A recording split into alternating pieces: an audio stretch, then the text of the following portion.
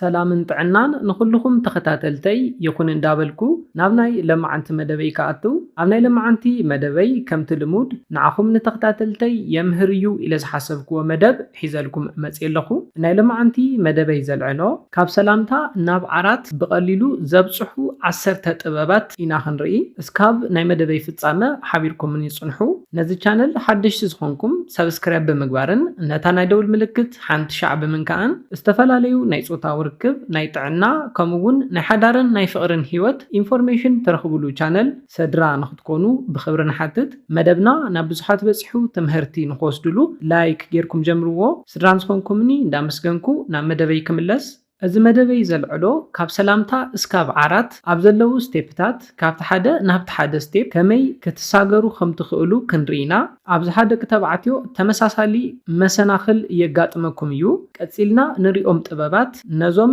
መሰናኽላት ንምሕላፍ ይሕግዙኩም እዮም እቲ ቀዳማይ ንሪኦ ጥበብ ንደቂ ኣንስትዮ ምቕራብን ዕላል ምጅማርን እዩ ንደቂ ኣንስትዮ ምቅርራብ ክነልዕል እንተለና እተገዳሲ ነገር ኣብ ውሽጥኻ ዝስምዓካ ስምዒት እዩ ንደቂ ኣንስትዮ ንምቅርራብ ዘድልየካ ርግኢልካ ናብኣ ምቕራብን ዕላል ምጅማርን እዩ ኮይኑ ግና ብገናኻ ምሙጋስ ጽቡቕ ከም ዘይኮነ ክትፈልጥ ኣለካ ኮይኑ ግና ንኣብነት ሃይ ጫማኺ ደስ ዝብል ከም ዝኾነ ክነግረክ ደልየ ኢልካ ዕላል ክትጅምር ትኽእል ኢኻ ኮይኑ ግና ብጣዕሚ ለፍላፊ ተዛራቢ እንተኮይንካን ቀልጢፍካ ክትእምናን ትጽዕር እንተኮይንካን ቀልጢፋ ኔጌቲቭ መልሲ ክትህበካ ትኽእል እያ ርግእ ዝበለን ኖርማል ዕላል ንምዕላል ዝኽእል ወድን ምዃን እቲ ዘድልየካ ነገር ዓርሰ እምነት እዩ ስለዝኾነ ኣብ ከምዚ ኩነታት ከመይ ኮንፊደንት ኮይንካ ክትዕልል ከም ትኽእል ክትምሃር ኣለካ ብዙሓት ደቂ ኣንስትዮ ክትረኽብዎን እንከለኹም ዝምችዋ ኮይነን ትረኽብዎን ኢኹም ብፍላይ ድማ ንብዙሕ ግዜ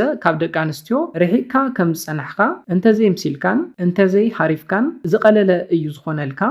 ኣብ መበል ካልኣይ ንሪኦ ጥበብ ድማ ስልኪ ቁፅሪ ምቕባል እዩ ነዘገዳሲ ስቴጅ ኣገዳሲ መሰጋገሪ ኮይኑ ዝጠቕመካ ከመይ ዘሐጉስን ዘስሕቕን ክትኮን ከም ትኽእል ትምህርቲ ምውሳድ እዩ ስልኪ ሒዝክዶ ክትብላ እንከለኻ እወ እንተይላትካ ንስልክኻ ወይ ድማ ንቢሮኻ ኣውፂኻ ንኽትህበካ ክትገብር ምግባር እምበር ሃብኒልካ ካሊእ ሃጠውቀጦ ኣይተብዝሕ ከበላሽውልካ ስለ ዝኽእል ኮይኑ ግና ከመይ ከም ትጥይቓ ደጋጊምካ ክትለማመዱ ኣለካ ደጋጊምካ በእምሮኻ ኣብ ትለማመደሉ ግዜ ዝበለጸ ይቐለካ እዩ ኣብ መበል ሳልሳይ ንሪኦ ጥበብ ድማ ቆፀራ መሓዝ እዩ ሕዚ ናይ ቆፀራ ሕቶ ተሓተሉ ግዜ እዩ ኣብዚ እውን እተገዳሲ ክእለት ተፃዋትነትካን ናይ ምስሓቕ ክእለትካን ሒዝካ ምጽናሕ እዩ ብተወሳኺ ድማ መሓዙት ንኹን ዝብል ቅመም ትውስኸሉ ሞ ዝበለጸ ክተቕልሎ ትኽእል ኢኻ ብስልኪ ምስ ጓል ኣንስተይቲ ቆፀሮ ክትትሕዝ ኣብ ትደልየሉ ግዜ ድማ ንራኸብ ሞ መሓዙት ክንከውን ኢና ወይ ድማ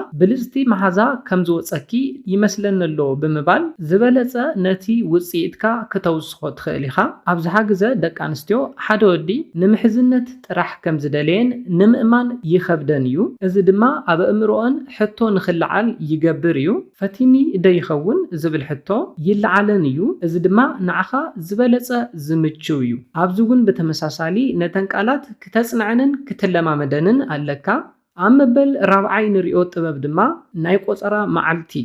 ምስ ደቂ ኣንስትዮ ንዝህልወካ ቆፀራ ንምኻድ ኣብ ትዳለወሉ ግዜ ክትገብሮም ዘለካ ኣገደስቲ ነገራት ኣለዉ ብዝተኻእለካ ዓቕሚ ጽሩይ ይኩን ብዝግባእ ሻወር ምግባር ዶድራንት ምግባር ብፍላይ ድማ ዘጥዕመልካ ክዳን ምግባር ስንኻን መልሓስካን እውን ብዝግባእ ኣጽሪ እቲ ቀዳማይ ቆፀረኹም ንቐጻልነትኩም ዝውስኖ እዩ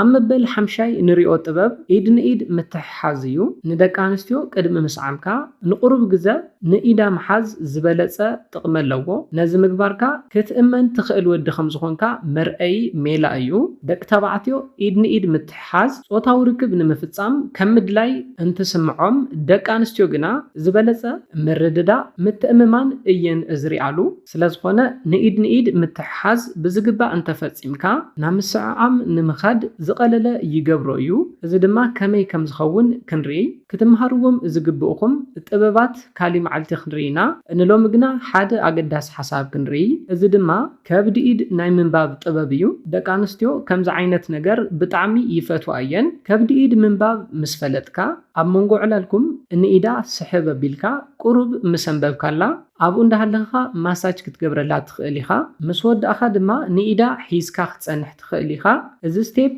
ሙሉእ ንሙሉእ ይሰርሐልካ እዩ ርግእ ብዝበለን ልስልስ ብዝበለን መንገዲ ስለ ትፍጽሞ ደስ ዝብል ስቴፕ እዩ ዝኾነላ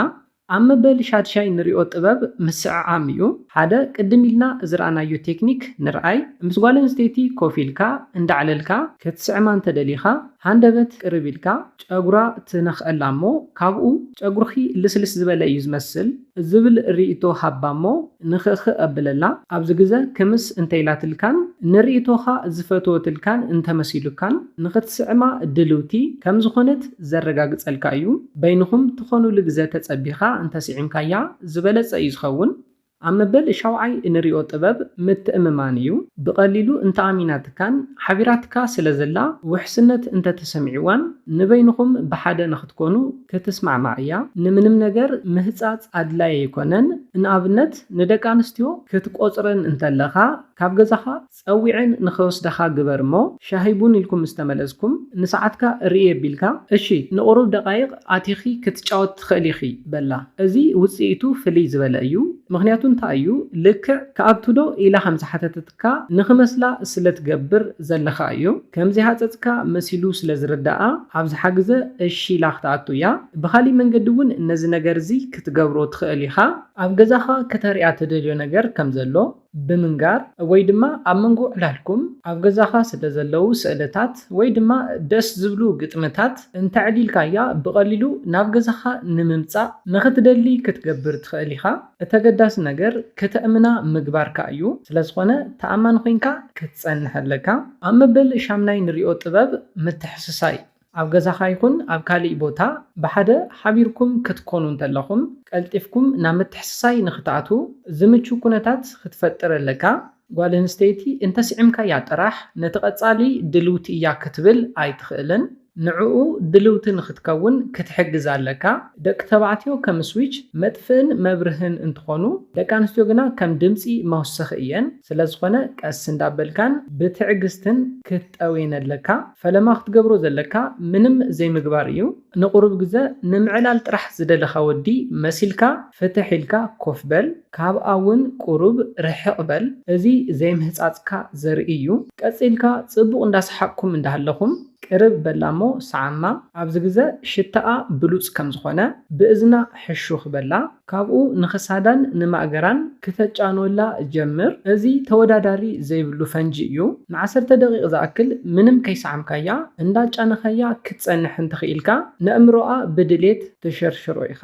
ደቂ ኣንስትዮ ክሽተታ ይደልያ እየን ብተወሳኺ ድማ ንስምዒተን ብዕፅፊ የለዓለለን እዩ ኣብ መበል ታሽዓይ ንሪኦ ጥበብ ክዳን ምውፃእ እዩ ብዙሓት ደቂ ኣንስትዮ ኣብ ክዳን ምውፃእ ኣብ ዝበፅሓሉ ግዜ ይሃፍራን ይደናገፃን እየን ነዚ ዕንቅፋት ከመይ ክትሓልፎ ከም ዘለካ እንተፈሊጥካ ኣብ ቅድሜኻ ብሉፅ ታሕጓስ ይፅበየካ እዩ ሓደ ሜላ ክሕብረልካ ደቂ ኣንስትዮ ብዛዕባ ሰውነተን ዘለካ ራእያ እንታይ ከም ዝኾነ ክፈልጣ ይደልያ እየን ስለዝኾነ ብጣዕሚ ደስ ዝብል ሰውነት እዩ ዘለኪ ብምባል ንሳ ፍትሕ ንኽትብል ክትገብራ ትኽእል ኢኻ ሽዑ ድማ ንኽዳውንታ ክተውፀላ ትኽእል ኢኻ ፈለማ ንቲሸርታ ካብኡ ነጥዋታ መትሐዚ ቀፂልካ ድማ ንስራኣን ንፓንታን እንዳበልካን ቀፅል ነዚ ክትገብር እንከለኻ ግና ርግእ ኢልካ ክኸውን ኣለዎ ኣብ መንጎዚ ደወብል ምባላ ደወቢልካ ካብ ቅድመይ ጥፈለይ ምባላ ከምዘይኾነ ክትፈልጥ ኣለካ የግዳስ ምሕስሳይ ምንኽኻ ምሽታትካን ከምዘይወዳእኻ ትሕብረልካ ከም ዘላ ክትፈልጥ ኣለካ ምልሲልካ ነዚኦም እውን ደጋጊምካ ክትገብረላ ኣለካ ደወብል ኣብ ትብለካ ግዜ ፈፂምካ ክትቅፅል የብልካን ንስምዒታ ዘለዓሉ ዕላላት ኣዕልላ ሰዓማ ሓሳስያ ካብኡ መሊስካ ሞክር ዝበለፀ ክትረስን እንተላ ንኽዳውንታ ንምውፃእ ዝቐለለ እዩ ዝኾነልካ ስለዝኾነ ፈለማ ብደንቢ ክተርስን ኣለካ ኣብ መበል 10 ናይ መወዳእታን ንሪኦ ጥበብ ድማ ጾታዊ ርክብ ምፍጻም እዩ ንጾታዊ ርክብ እተገዳሲ ነገር ድሉ ምዃን እዩ ኮንዶም ምግዛእኻ ዓራትካ ከም ዝተነፀፈ ገዛኻ ጽሩይ ከም ዝኾነን ኣረጋግጽ ቀስ እንዳበልካ እስካብ ሕዚ ብዝገለጽኩልካ ጥበባት ንስምዒታ እንዳላዓልካ ናብዚ እንተበፂሕካ ድልውቲ ከም ዝኾነት ባዕላ ክትነግረካ እያ ድልውቲ ከም ዝኾነት ብዝተፈላለዩ ሜላታት ክትሕብረልካ ትኽእል እያ ንኣብነት ንነብስኻ ብከናፍራ ካብ ምሕስሳይ እስካብ ንመትሎኻ ብምንኽኻ ክትሕብረልካ ትኽእል እያ በጃኻ ጀምሮ እስካብ ትብለካ ክትገብር ትኽእል ኢኻ ጀሚርካ ብምቁራጽ ንስምዒታ ብዕጽፊ ከተውስኾ ትኽእል ኢኻ ነዚኦም ክትገብር እንተኽኢልካ ንስኻ ብሉጽ ወዲ ኢኻ ክትገብሮ ዘለካን ዘይብልካን ትፈልጥ ወዲ ኢኻ ኣብ መንጎ እዚ ከተማሕሾ ዘለካ ነገር ብምስትውዓል ከተማሕሾ ሞክር ነዚ እንተጌርካ ዝበለጸ ብሉጽ ኣዕጋባይ ጾታዊ ርክብ ክትፍጽሙ ትኽእሉ ኢኹም ነዚ ኢለ ናይ ሎማዓንቲ መደበይ በዚ ክዛዝም ካብ ናይ ሎማዓንቲ መደበይ ዝኾነ ሓድሽ ነገር ከም ዝሓስኩም ተስፋ ይገብር ነዚ ቻነል ሓድሽ ዝኾንኩም ሰብስክራይብ ብምግባርን ነታ ናይ ደውል ምልክት ብምንካን ክተተባብዑናን ስድራ ክትኮኑናን ብኽብሪ ንሓትት መደብና ናብ ብዙሓት ኣሕዋትና በፂሑ ብዙሓት ሰባት ትምህርቲ ንክወስድሉ ላይክ ሼር ምግባርኩም ይትረስዑ ሓሳብ ርእይቶኹም ብኮሜንት ተብፅሑና ብኻሊእ መደብ ብኻሊእ ሓሳብ እስካብ ንራኸብ ሰላምን ጥዕናን ንኹላትና ይቀኒየለይ